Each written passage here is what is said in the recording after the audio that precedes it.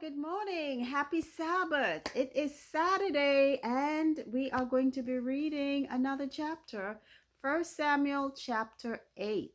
So, I am showing I don't have too much time on my clock, and I also know it's a short chapter. So, I may just read on through and then explain, okay?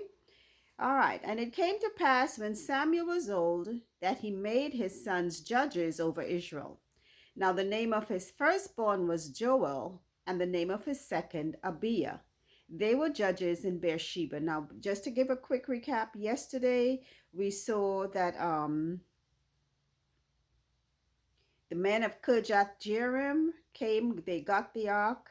Um, they wanted to go to war, I believe, and Samuel told them, go ahead and well, put away all the idols that they had, and they did so.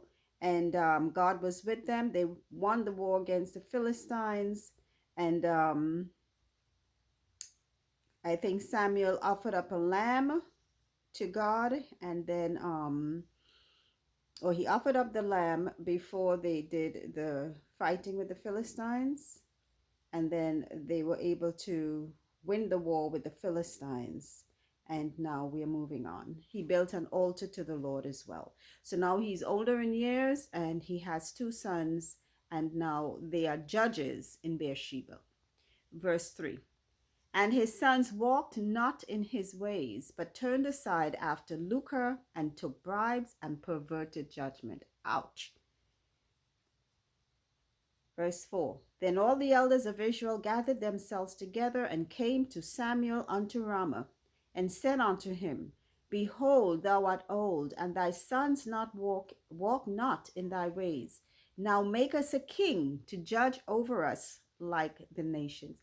Does this sound familiar? Not the king part, but his sons not walking in his ways. They're taking bribes, perverting judgment. Sometimes, you know what? It's a sad thing, but children live what they learn. Remember who he grew up with. Okay, verse 6. But the thing displeased Samuel when they said, Give us a king to judge us. And Samuel prayed unto the Lord. And the Lord said unto Samuel, Hearken unto the voice of the people in all that they say unto thee. For they have not rejected thee, but they have rejected me, that I should not reign over them, according to all the works which they have done since the day that I brought them up out of Egypt, even unto this day. Wherefore, or wherewith they have forsaken me, and served other gods, so do they also unto thee. Now therefore hearken unto their voice, howbeit, yet protest solemnly unto them, and show them the manner of the king that shall reign over them. And Samuel told all the words of the Lord unto the people that asked of him a king.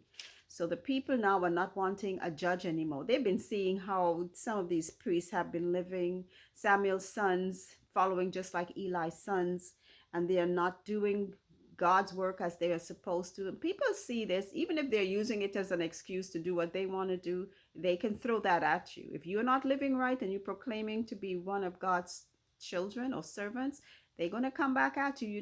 Look at what you're doing. So now they want a king, and guess where they're getting that from? The heathen nations around them. All right. Verse 11.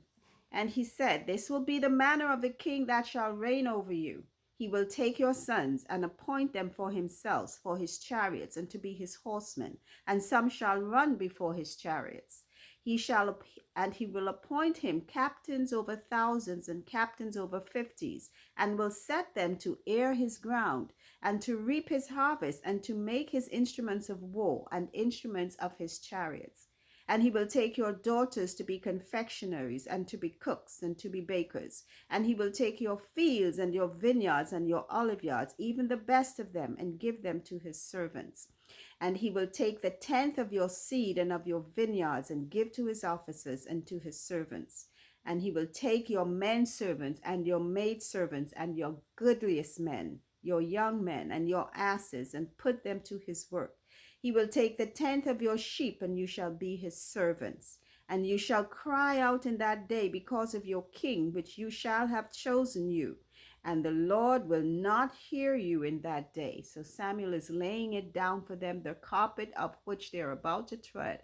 because they want a king like the heathen nations do. And as God told Samuel, don't feel bad, Samuel, they're rejecting me, God, not you. And a lot of times when we go to tell people about God and they reject us, we feel badly because we are kind of vain in our own selves. It's not about us, it's really God they're rejecting. That's when the dust is dusted off of our feet, because that is representing they have said no to God, not to us.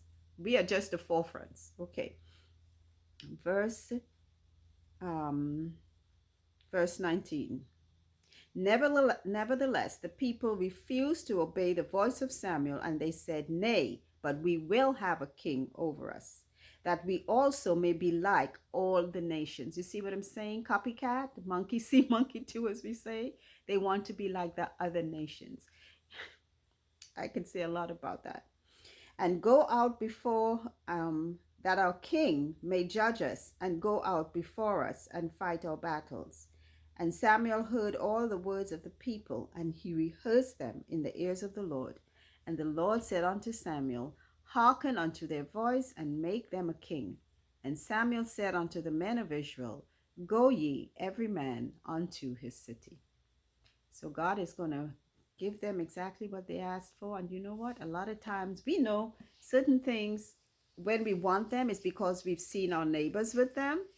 Maybe we have in mind that we want them to do because we have our own plans. It has nothing to do with God.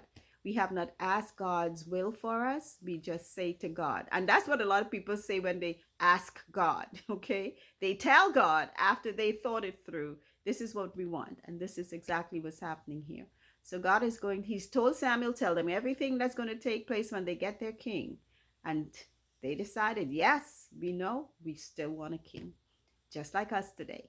I know it's not what I should have, but I want it, like Samson. Okay. Oh, it's amazing how things just keep recycling. Live as we learn. But God be praised, because God is so amazing. Even if sometimes, he just backs off and let us have what we want. And we know, I can testify to that. Yeah. Don't do that. Don't do that. Go in God's will. Always, every time. You'll never fail in God's will. So, we'll see how that turns out. So, that's it for today. Short reading. And I thank you all again for listening. Remember, faith comes by the hearing of God's word. Take care. Bye.